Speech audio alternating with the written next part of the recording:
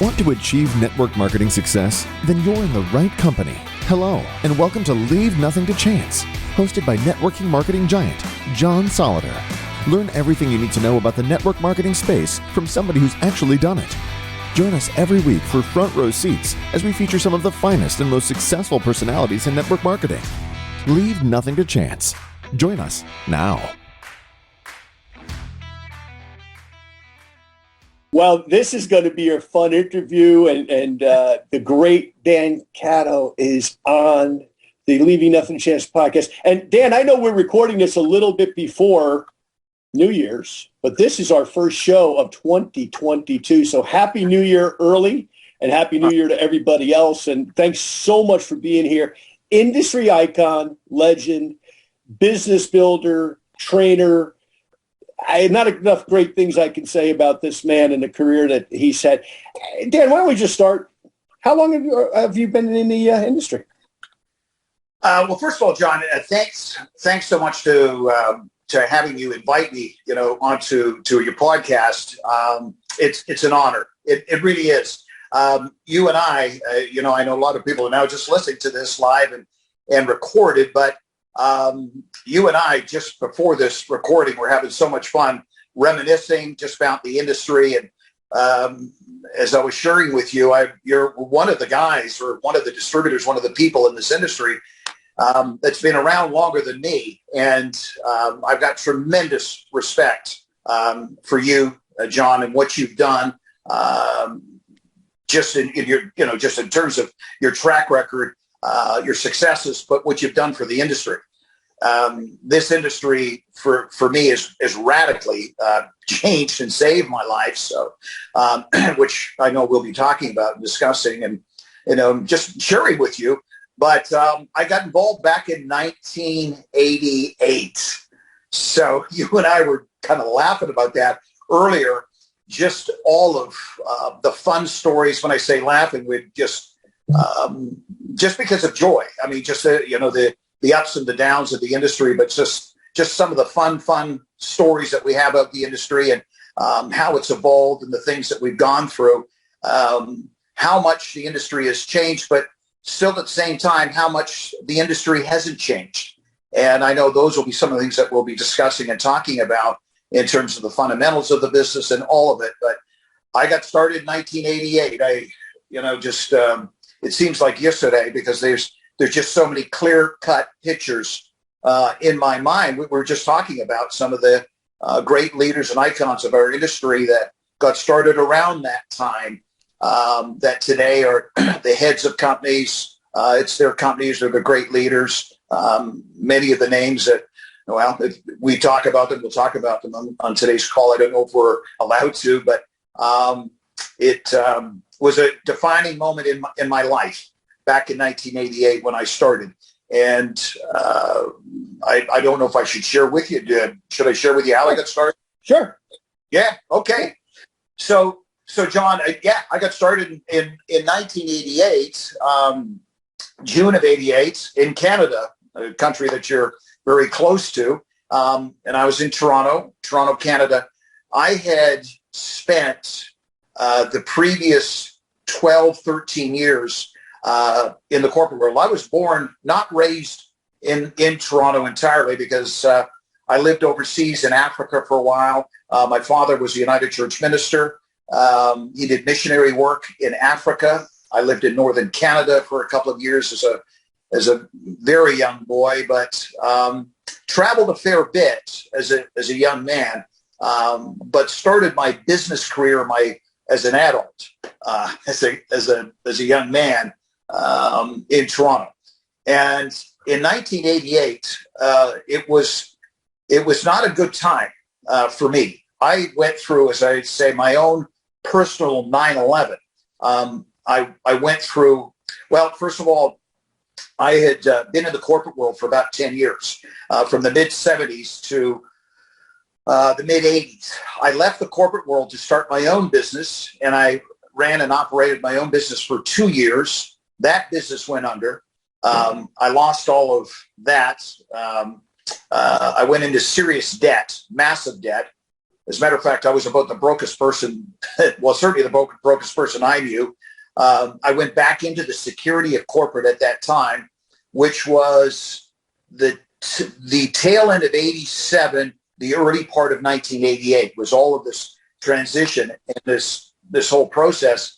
And I had to move back in with my parents. I was going through a divorce. My wife left me. So I'd lost my business, massively 6 figures in debt, moving back in with my parents. I went back into the security of corporate. And I had done well in the corporate world, but I'd left that to start my own business. I wanted my own business. I wanted to be my own boss. So after losing that, going back into the security corporate, that company that I was with, that I joined after I became a part of, after 3 months, was bought out by a U.S. parent. So that was in the spring of 1988. And that's when I was introduced to this industry. So when I was introduced to this industry, I was massively in debt. I'm living with my parents on government assistance. My wife had left me. I was going through that divorce. I had also been in the hospital for 2 months, the tail end of 87, the early part of 88, with a medical issue called ulcerative colitis and Crohn's disease. I was pretty sick. I was very sick. So I got out, back in with my parents, and that's when I was introduced to this industry for the very first time. And I couldn't have been more skeptical. My self-esteem was at an all-time low. I answered an ad back when they were, they had advertisements in the newspapers. It was an ad in the Toronto business newspaper. I think it was the Toronto Star back in Canada in 1988. And it had a little wee ad that talked about a 6-figure income marketing environmental products, which were water filtration systems back then. So I answered an ad on an industry that I didn't know, didn't understand. And I started to probe, and I thought it was illegal and all of this stuff on a guy that I didn't obviously know, because he's the guy running the ad, and on a company that had come to Canada that really was a company that was based out of the United States. So my self-esteem's at an all-time low on an industry that I didn't understand. I'm broke, massively in debt. It wasn't a good time, but it was the best time for me. And I didn't realize it until later because I had to look. I had nowhere else, John, to go at that time. I could not afford to go back into business for myself. I'd lost all faith in corporate. And it was really out of desperation. They've said, motivation comes through inspiration or desperation. I was massively desperate. And I was kind of, I guess, inspired by just one thing that said a 6-figure income. I owed way more than 6 figures because of the bankruptcy that I was going through. So I had to do something. So really out of desperation, I went to an opportunity meeting back in June of 1988 on the airport strip at an airport hotel in Toronto, Canada. That day changed my life. And if you want me to share a little bit more with you what happened, what moved me. Okay, here's what moved me that day. First of all, the guy that had run the ad, I owe so much to him. His name's Doug. Just going on a first name basis here. So when I answered this ad, I'm talking to him on the phone, and I lay into him for about 20 minutes. And it's really just because I'm dumping all of this frustration on him. And after about 20 minutes, I was pretty impressed with his patience with me. When I was finally kind of done dumping on him, he said, Mr. Catto, obviously he doesn't know me. He says, this thing it's one of two things. You can come out and check this out. And because he invited me to come out and take a look at this opportunity presentation about the business. And he said, you can come out, take a look at it, and it's either for you or it's not. He says, if it's not for you, walk away. If it's for you, run with it. So I thought, what have I got to lose? I said, okay, I'll come, I'll show up. And he did not know how broke I was. I still looked kind of good because I was wearing the suits from my $100 suits that I had from this is going back just about 35 years ago from this fashion company that I was running. I still kind of looked good, even though he had no idea how broke I was. But he said, look, why don't you bring someone that you really value and trust in terms of business acumen, business judgment? Why don't you bring them along as an aid mentor to, get their opinion as well? I said, yeah, you know what? I'd love to do that. Because there was a guy, his first name basis here, just for the sake of the call. His name is Naveen. And Naveen, which eventually, through this gentleman, over time, the gentleman was originally from India years back. But him and I were in the same fashion company. He was running a division of the company that we were a part of. I was running another division. We're both based out of Toronto. We became kind of pretty good friends in just this 3-month period when I'd gone back to the security corporate. So Naveed and I had been talking back and forth. When our company got downsized, he said, let's go into business for ourselves. And he wanted to go into this hair transplant franchise, which was going to cost us about $150,000, $125,000 for this hair transplant franchise. And Johnny, this franchise, this deal looked good. Naveen had the capital. He didn't have any hair. I had the hair and I had no capital. So our relationship was perfect. Anyways, this is a true story. We go out to the airport in the airport hotel in Toronto. We get there. There's 25 people in the room. And there's a truck driver, former truck driver, giving the presentation. I'll just give his first name. His name is Fred. Fred's given the presentation. And for the first 10 minutes, I'm kind of looking around this room. I see, it wasn't that impressive a room. I met a grandmother. I met another housewife. I met a student. I met a couple of corporate guys. I felt I had the best game in town just by looking at this room, just looking around. I thought, there's no one in here that could out-business me. And then I'm listening to this presentation, but I'm looking around the room. I'm not understanding the industry. It's completely confused. And then I understood about these products because they were environmental products. They're water filtration systems. And I understood that they made the water taste better, your coffee tastes better, your tea tastes better. And I kind of got that. Then they talked about the compensation plan. And then I was really confused. So I was really confused about the industry, but I was really confused about the compensation plan. But then the guy at the front of the room talked about what he was earning. When I heard that part I understood. The guy at the front of the room was making more in a month than I was earning in an entire year in my best years in corporate. And by the way, from a compliance standpoint, John, are we okay? I mean, we cannot talk about incomes, and I've got to respect that because the company I'm associated with, my friend, is a publicly traded company. Right. Yeah. So I got, from a compliance standpoint, there's no income statements here. I got to say that up front. But that was 35 years ago, and this is just what I heard, et cetera, et cetera. But it got my attention. And that part I understood, where I didn't understand anything that day. But the thing that I understood is that if that guy can do it, I can do it. Got it. And it was the very first part of me and my journey going forward in understanding the most important parts when I started doing so many trainings over the years is belief.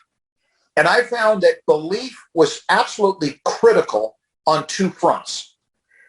When someone gets involved in this industry and you're prospecting, and I found this going forward, I was prospecting other people that be looking at our business. At its core, for them to get involved in the business was belief. And it was belief on two fronts. They believed that there was an opportunity here. They believed that this was a good company. They believed that this product worked. They believed in this system. They believed in that. But the second thing, which was the most important thing, is I believed I could do it. Mm-hmm. And it was belief in themselves. So that day, my very first day being exposed to this industry, and when the lights went on, it was that there's an opportunity here. And I got that. Number two, I can do it. Belief in myself. So those two things, nothing else mattered that day. I didn't care how the product worked. I didn't care how the compensation worked. I didn't care any of this. I just knew I had belief. And I did not sleep for the next 5 years. I went nuts. Absolutely ballistically crazy. That was a defining moment that day, just in that first 30 minutes in understanding that. And it comes down to belief. I mean, there's a lot more that I can share with you in how that day evolved and how I went forward and all of that. But John, I really believe, I know it was a defining moment in my life with that. And, just because it was the very beginning, certainly a defining moment in my business, because at its core was belief. And as I go forward here, when you look at this industry and we talk to, other people, leaders in our industry, belief is critical. And it's, belief, the most important thing is belief in yourself. But, when I talk to my leaders around the world in my organization, is that, I talk about the 6 cores of belief. The first one is the industry. The second one is your company. The third one is your product. The fourth one is the compensation plan. Like, you believe that there's an opportunity for you to, these are for people that are building a business that are full-time or want to build a full-time career in the business. You got to believe that there's an opportunity from a compensation standpoint, but also believe in the system so that, that you believe in what you're doing is right. But the 6th one is believing in yourself. That is the single most important aspect of all of this, is belief in yourself. You don't have belief in yourself. Those other 5, you're going to have a tough time. But we also, if you're having an issue with belief in yourself, you and I know what we've got to talk to them about, in terms of personal development, law of association, your mentorship and your coaching and all of that. So that is, I'm starting to train now. So. Well, listen, you're doing great. I'm taking notes. So it's a perfect segue, though, Dan, because let me ask you, I know that you just read my recent book, Leaving Nothing to Chance. Yes. And yes. What was your favorite principle that we talked about there? You had a bunch, John. You and I have gone with similar paths. Corporate world, we've been doing this a long time.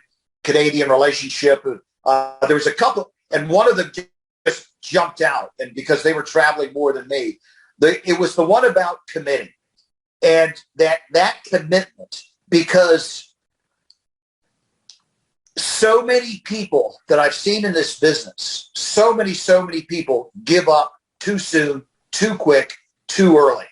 And the chapter, I think it's chapter 5 that you've got in there in terms of commitment, because they just give up too early. I've got a personal one that I went through. I came this close to quitting, and I'm going to share the story on why. But there was a story, and it happened, and I read that chapter that same month that I came this close. And it was in the book, the most important book for me when I started off in this industry, which was Think and Grow Rich. And there's a chapter in there about persistence. And I'm going to talk about it because there's a story about Darby, the guy that became a legend in the insurance industry. I'll share that story in a second. But I read that chapter the same time I went through what you talked about, giving up too early. Now, let's expand on that. What's our guy's name? I'm drawing a blank on him. He wrote David and Goliath, The Tipping Point. He's from London. Oh, London, Ontario. Yes. Yeah. I got my. I know. I was just talking about the tipping point this morning with Randy My Gage. wife is yelling it in the background. No, honey, that's a distributor. That's okay. That's okay. But it'll come back to the place in the tipping point and blank. What John? He's from London. You know who I'm talking about? Yes. No, honey, that's Daniel Pink. That's another book. My wife was listening to this. Have her Google it. My phone's in the other room. I can't Google it. Why am I doing I'm going to get the name. You keep going. I'm listening. Yeah, because it's important for everyone, because he talks about in his book, Tipping Point, 10,000 hours. And we're going to get this for everyone. I can't believe this. This is an age thing. Thank God I'm involved in health products, and ginkgo biloba, it's supposed to help you with your memory. But John, in your chapter, or chapter 5, and you're talking about commit, and there's just so many people that I've seen in this industry that have given up prematurely.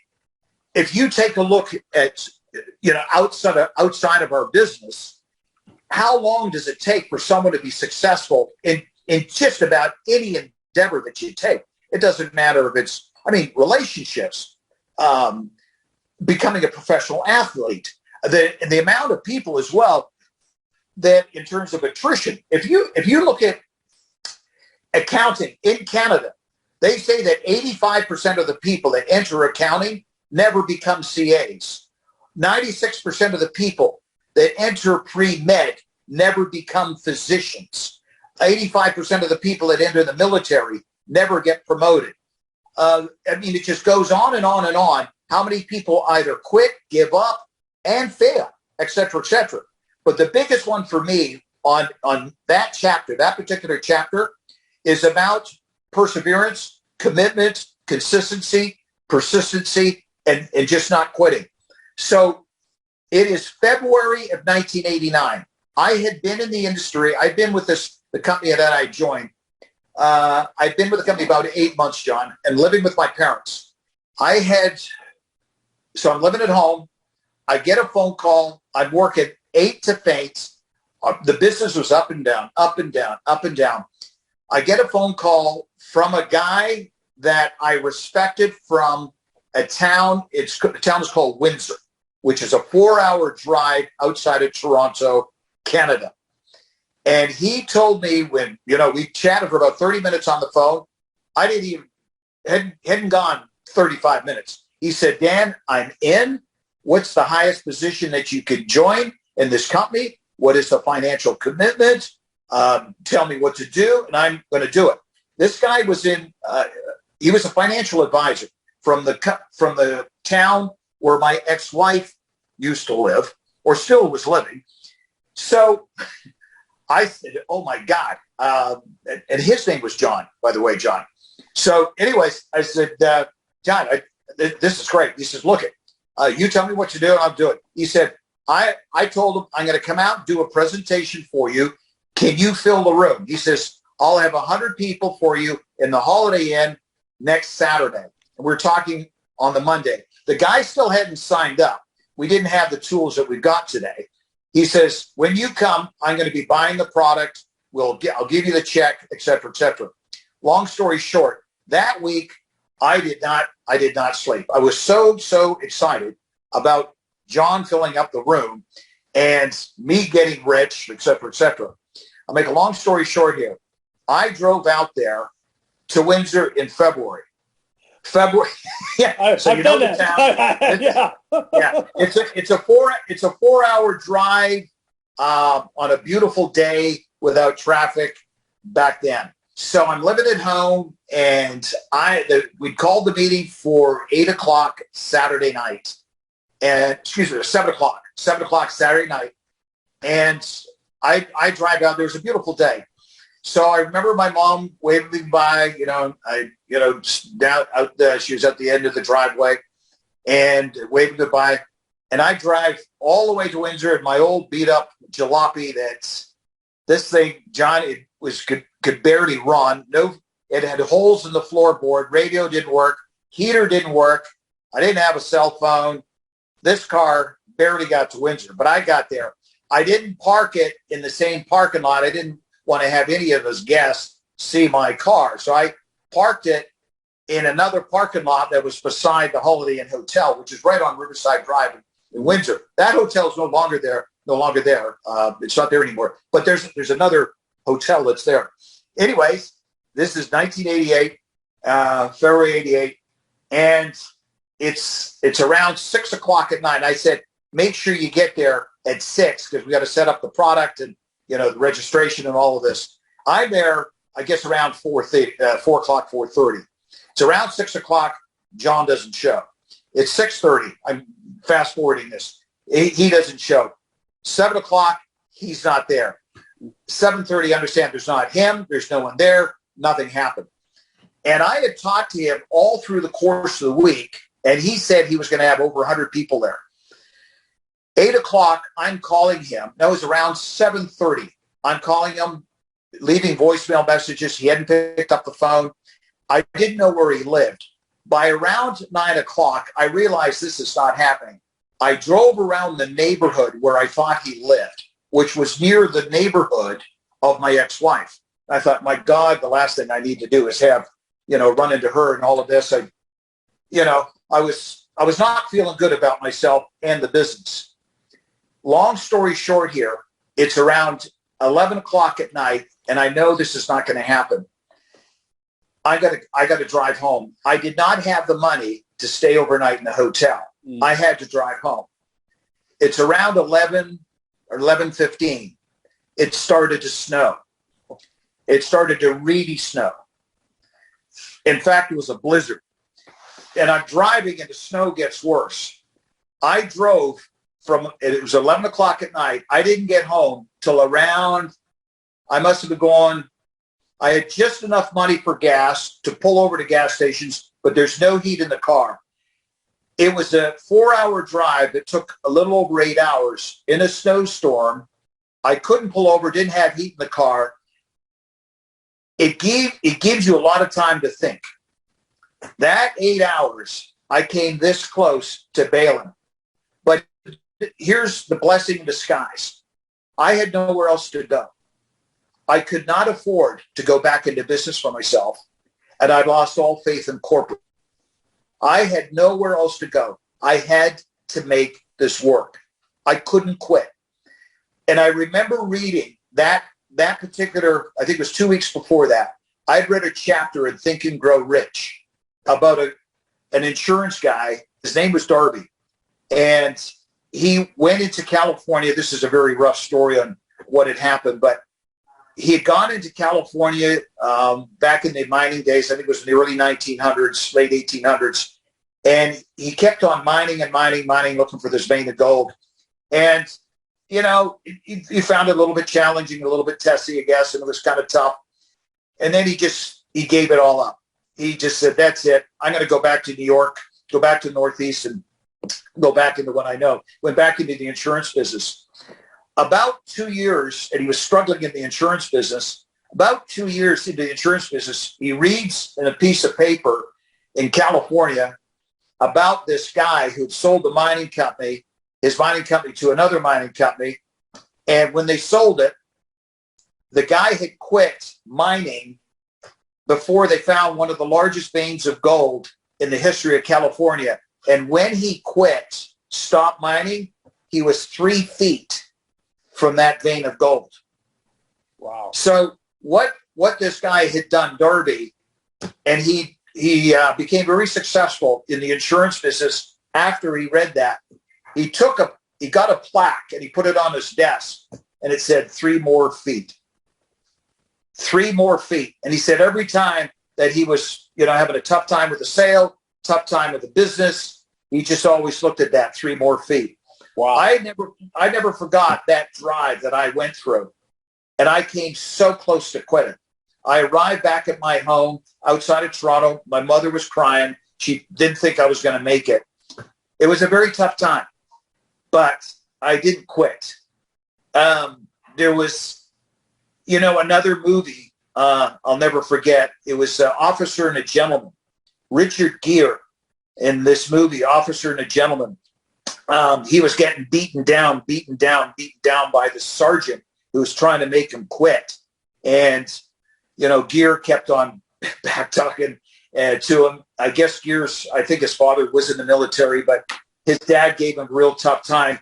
And this sergeant that kept beating on Gear in this movie, Officer and a Gentleman, making him do his 1,000th push-up in just a few hours.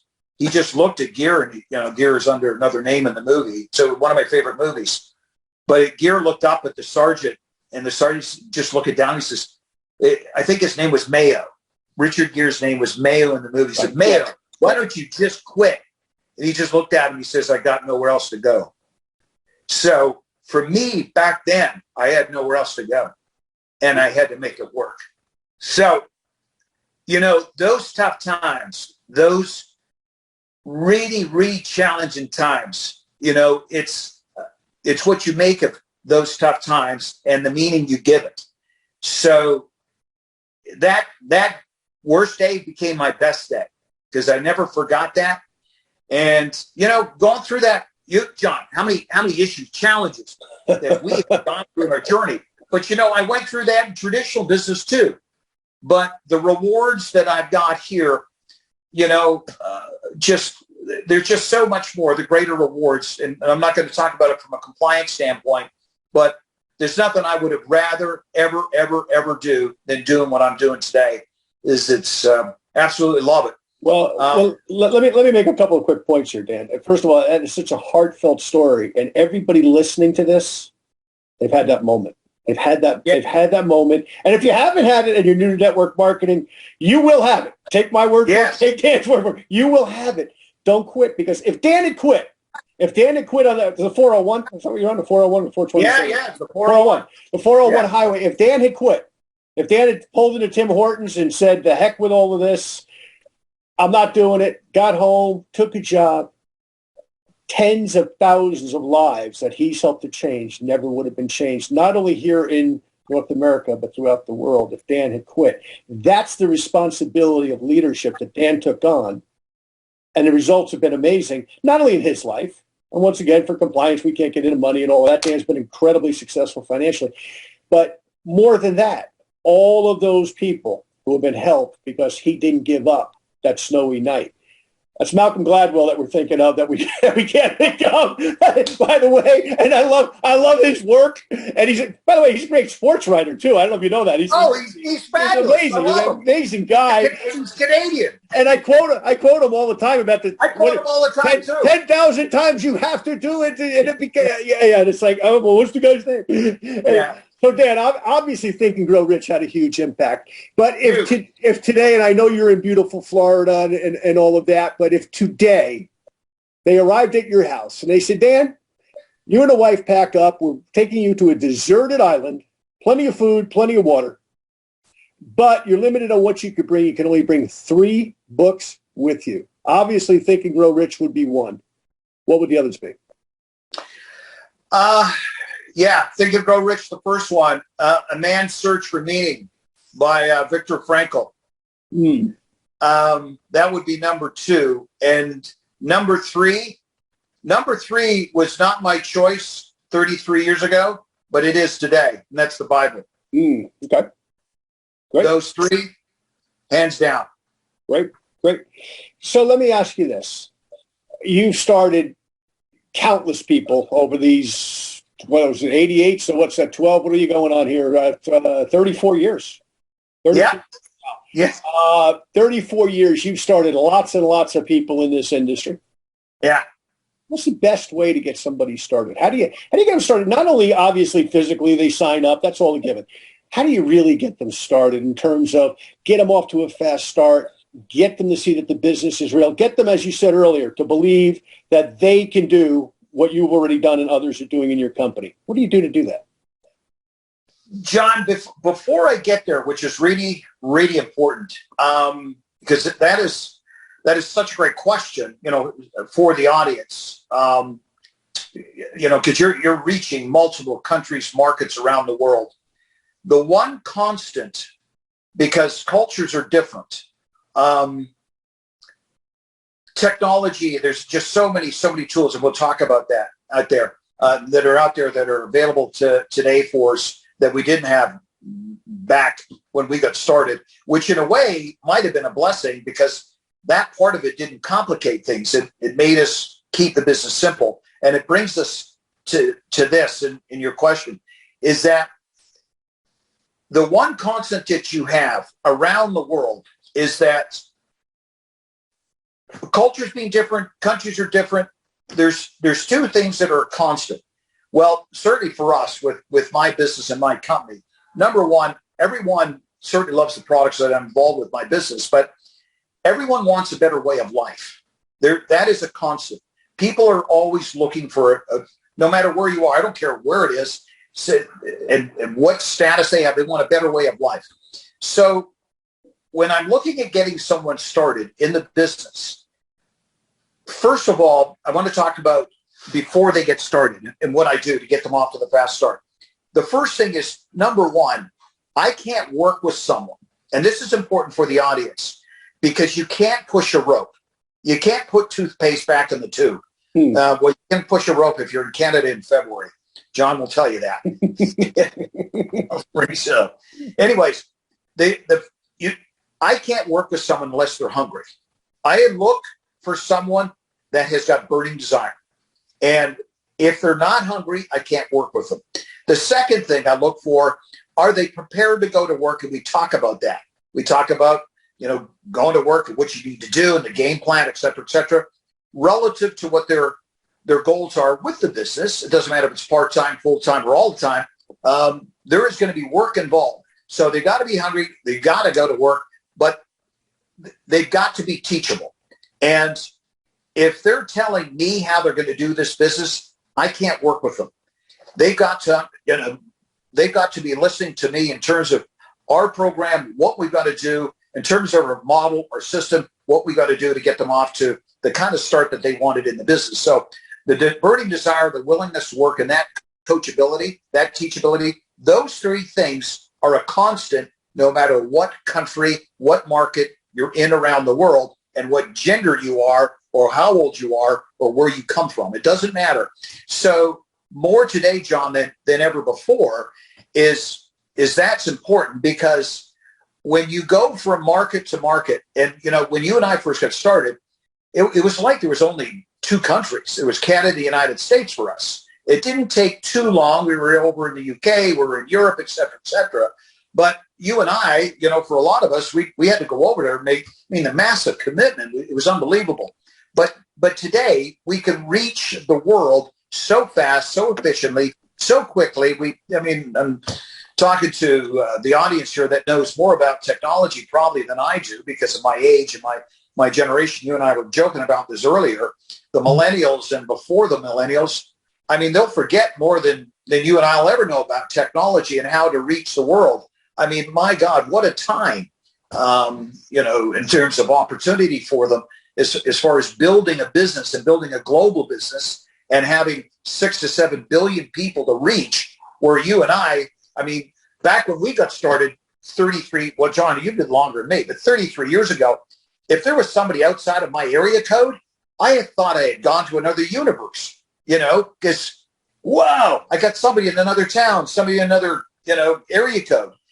But today we can reach the world, but the constant that you have are the characteristics of someone who's going to be successful in this business. So you need to have that someone that's going to be hungry, they're prepared to go to work, and they're going to be a student. They're going to listen to you, and they're going to be teachable.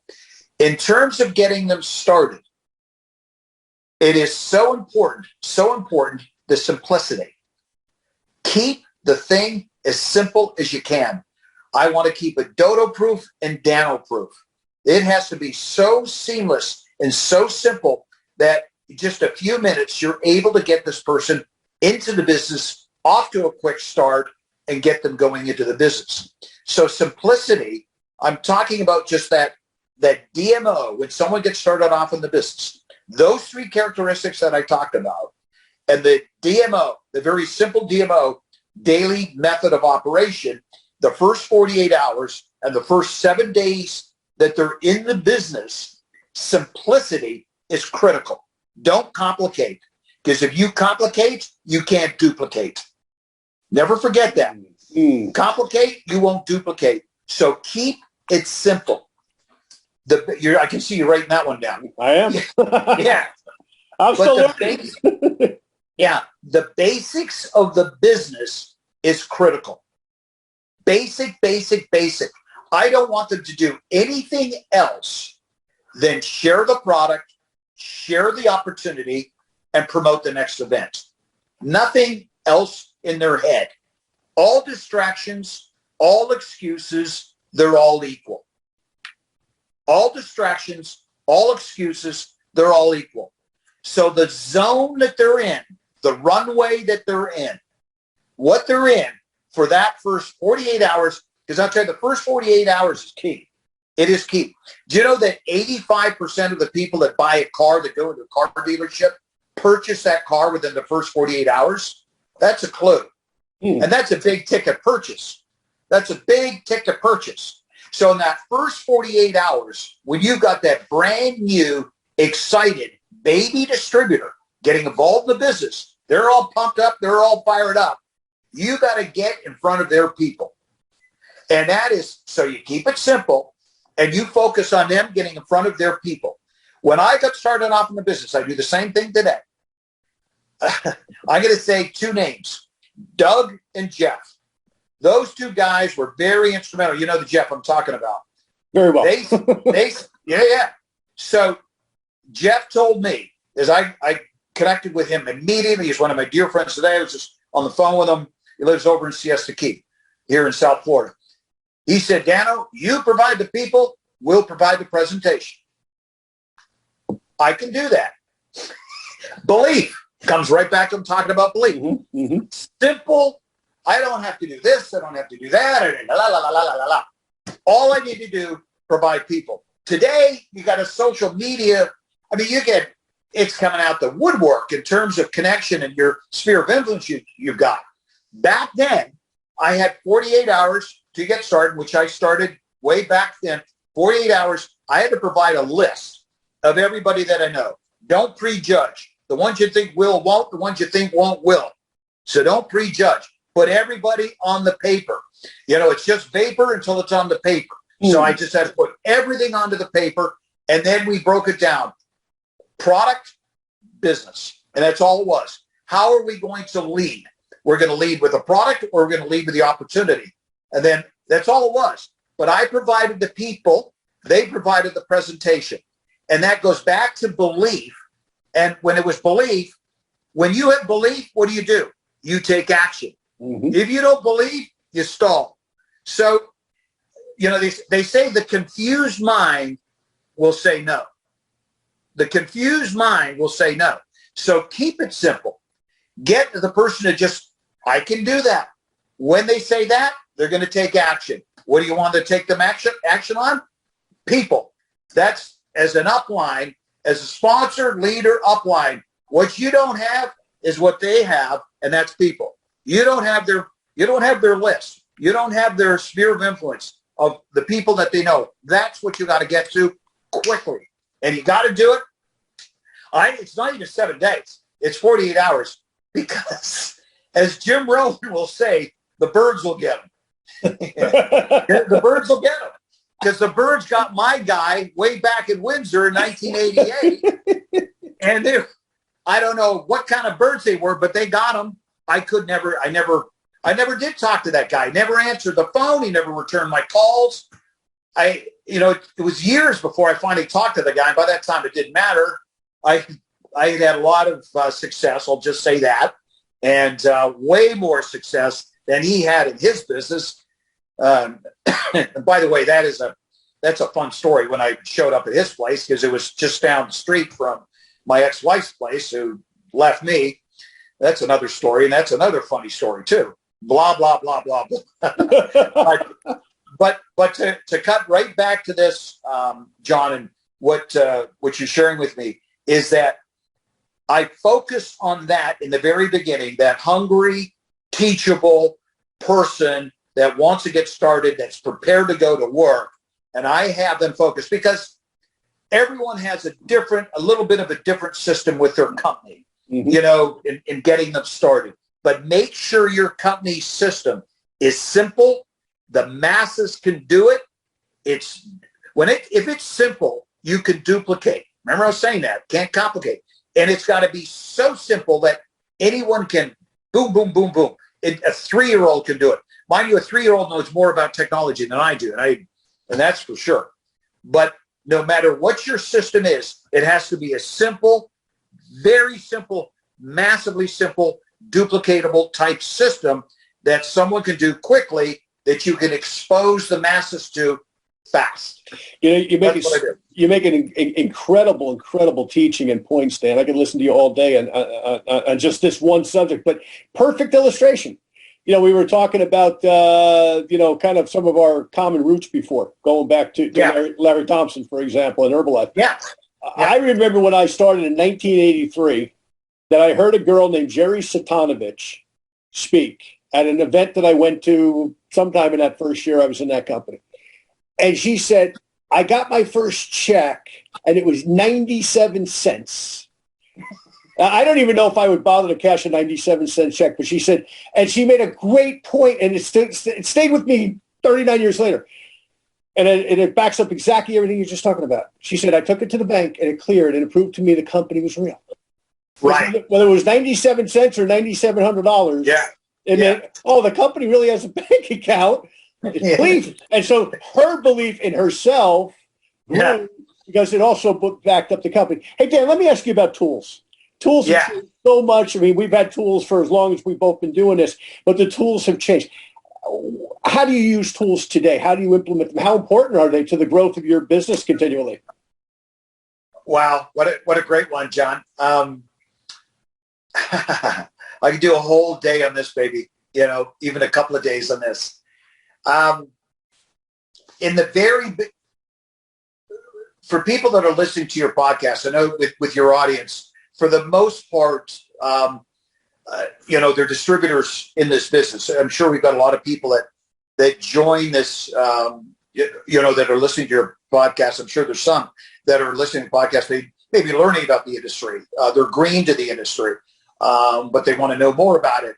For so many of you that are students of the industry, and they've always said, leaders or readers, for you to remain a leader, you got to remain a student. And that's one thing I remembered from my guy, Jeff, when I asked him years ago, because this is going to come right back to what your point is on terms of tools, is I phoned him a little over 15 years, 16, 17 years ago, had done very well, very well. I had, and he had come before me and, mentored me in those early days. We evolved in a great friendship, but still that mentorship there today, and still is today on so many fronts. But I phoned him and I said, Jeff, now what? He said, number one, don't ever forget where you came from. And then two, he says, always remain humble. And then he said, number three, don't ever stop growing. Don't ever stop growing. Remain a student. So it'll lead to your point about the tools. But he also said, and he said, which was really a fourth thing, and he says, and don't do anything stupid. That's the toughest one. that was the big one. Yeah. That was the big one. But anyways, we go back to tools. As I talked about in the very beginning, before you've got this brand new distributor and they're getting started off in the business, I don't teach them a lot. I basically just take that brand new baby distributor who's really excited, don't complicate it, they're all fired up, and you just want to get to their contacts and help them, because it helps with their belief and all of that. So there's not a lot that I'm teaching them. They're fired up, and I'm going to get in front of people because they will learn as they earn. They will earn as they learn. And this is activity knowledge. This is activity knowledge in the very, very, very beginning. But as you start to develop an organization, and doing this pyramid thing, you're developing this big organization, this team, and you look at the core of this organization, and and this system, and how does this system work? The system evolves around three things. The pillars to the system is three things: events, recognition, and tools. They're at the cornerstone of the system. At the very core of the system, at its very, very core, the system is the culture. And the culture is the very fabric that holds this entire this volunteer army, this one that's not a non-employee business that you've got. How has my father's mentor, JC, who started his deal a little over 2,000 years ago, people aren't getting paid. He had a volunteer army. He had 12 frontline that didn't all work out.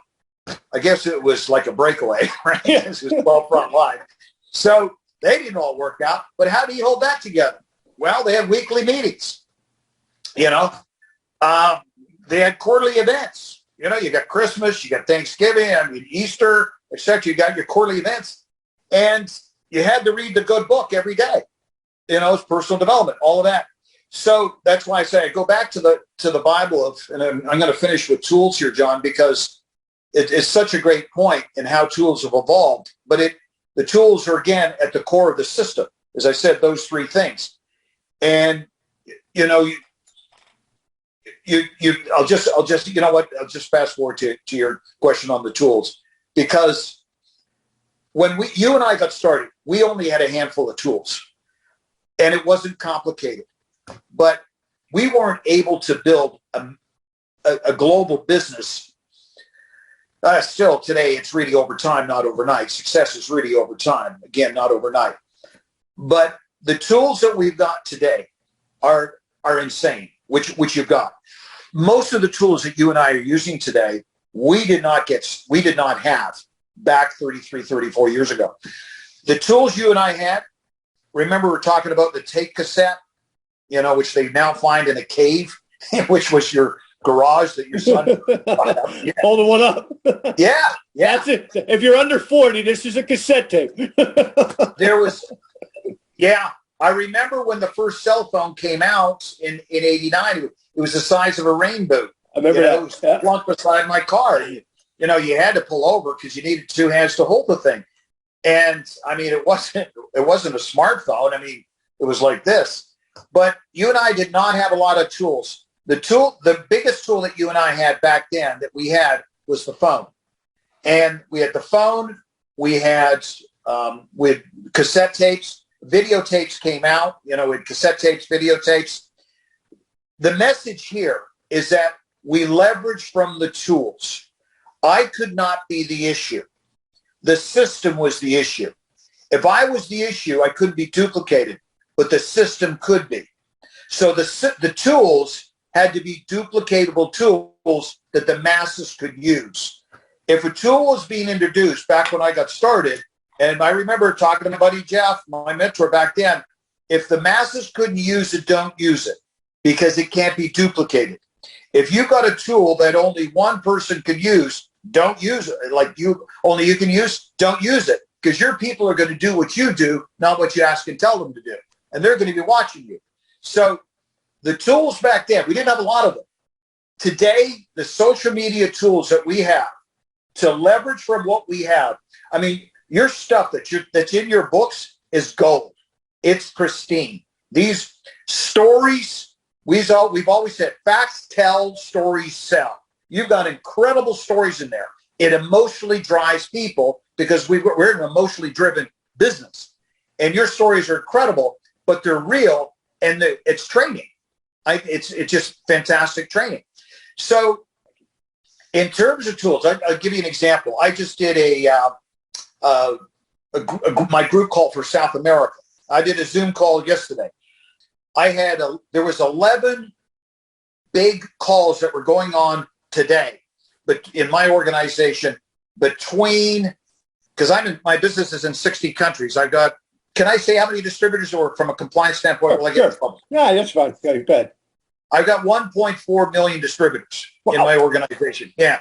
So we're in over 60 countries. I started this 20 years ago. I've been in the industry now 33, 34 years. And maybe just to share this has got to be compliance because, again, not everybody can do this. I want to say this right because I am associated with a publicly traded company. And John, this is not tooting my horn here. It's to say that what was taught to me 33, 34 years ago, and you talked about Larry Thompson. I don't mind mentioning his name because he was the mentor to my mentor. Mm-hmm. And what Larry taught way back then, he has influenced this industry. I mean, I don't know if we'll ever know how much he has influenced this industry. Yep. So, and it was interesting. The second company that I was with, I've only been with 3. But I remember LT coming in, and I was with a good friend of ours. I'll say his name, Danny, Danny S. So him and I were sitting in that Diamond Council, and LT came in talking about his training system. We didn't take it on at that time, but I got to meet LT and spend some time with him back then. But we owe so much to him and so much to what he taught back then. But to finish off on the tools of what we've got, and I was saying with 1.4 million distributors, when I got started, my first group and my first company I was with for 5 years, we built an organization of 10,000 distributors. That company had some major issues. It was an environmental company at that time, marketing environmental products. They transitioned into another division with nutritional supplements and have soared. They've done very, very well. They were able to pivot, adapt, and adjust. As Charles Darwin said, the true genius in life is the ability to adapt and adjust to change. Mm. It is the one constant that you'll have in life is change. For things to change, you may need to change. And it's the one constant that you'll always have. So, that company that my mentor is still with today, they were able to certainly pivot, and they've been very instrumental in what they've been able to do in impacting this industry. But I learned so much in that first 5 years. I built a group of 10,000 distributors. I left that company, went to another one, and in half the time built a group of over 30,000 distributors, John. And that company went into Chapter 11, which is not a real good recruiting tool. So I knew I had to leave them. And that's when we went with the sister company that I'm with today. And we built a model of 50,000 distributors in a 5-year, 6-year span, and opened another division, which is the company that I'm with today, which is publicly traded, operating for 20 years now, and it's now 1.4 million. So my point is, yeah, sure, I had something to do with it. But really what had to do with it was the systems and the model that was a constant back then that is still today. And that is tools are critical.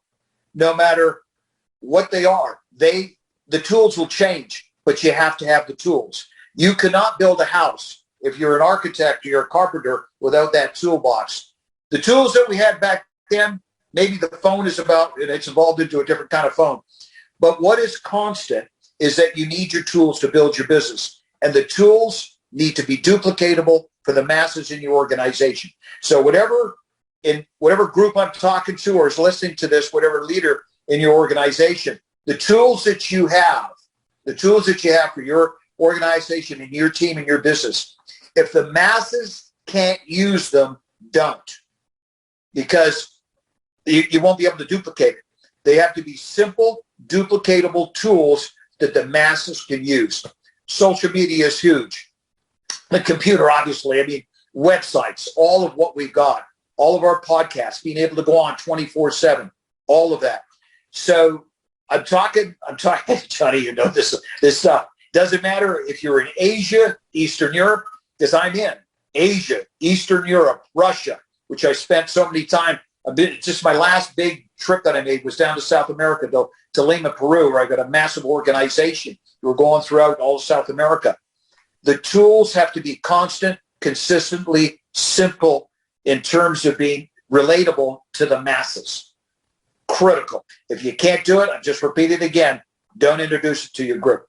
Well, great advice. And, Dan, we'll kind of wrap up here, but I would love to have you and Joe Garcia on a call together, and maybe even with a couple of our other friends about some of these subjects, like tool culture, for example, because you're absolutely right. And it's so funny because for things to change, you got to change. That's the first thing that got me in multi-level when I heard that in 1983. That statement, which is, by the way, in I think I talk about that in this book, Moving Up 2020, which you can't see. It drives me nuts with that backdrop. Anyway, Moving Up 2020, and also Leave Nothing to Chance that we talked about. You can get these books on Amazon. They're available in Espanol as well, and they're available digitally as well. But, Dan, this has been such a privilege to have you on the show. You're one of the people in the industry that has stayed the course. You've been consistent. You've been a model of consistency for all of these years, since the first time we ever met in Toronto 30 some odd years ago when we were both young, younger. We're still younger. And it's been a privilege. So I'm going to give you the last word here just to wrap up. And any thoughts here? We're starting a new year. Any messages you want to send to your organization or the friends in the industry? Go ahead. Well, I guess there's so much, we've talked a lot today back and forth, John. You and I shared stuff back and forth, and we were laughing and smiling, for the first 40 minutes before we even started the call. Just, I guess it's our joy and our love for this industry and our stories and our experience and the people that we know and all of this. But I think it's just an appreciation and the gratitude and respect that we have for this industry is don't take for granted what you have. I'll leave that with you. Really, really don't take for granted this opportunity. We've been saying this as long as I've been in the industry, treat it like a hobby, paid like a hobby. But, more than that, if you're really, really serious about making some changes in your life and being able to do things in your life on so many different levels, spiritually, mentally, being able to give back, support. I mean, there's just so many things. Don't take this for granted. Treat it like the respect that this industry, I really believe, should be and is earning, and it has year after year after year. Just don't take it for granted. I know the great Schopenhauer said, the German philosopher years and years ago, said every truth goes through three phases. First, it's ridiculed. Then it's opposed. Then it's served as self-evident. This industry today, more than ever before, is becoming self-evident. And, it's, another book, The Next Trillion, that was just written by Paul Zane Pilsner.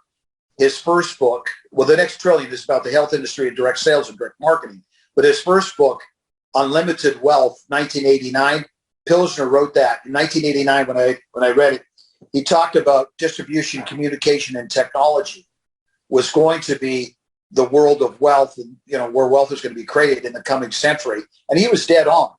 Our industry today, I really believe, is the next $1 trillion industry. I just believe that.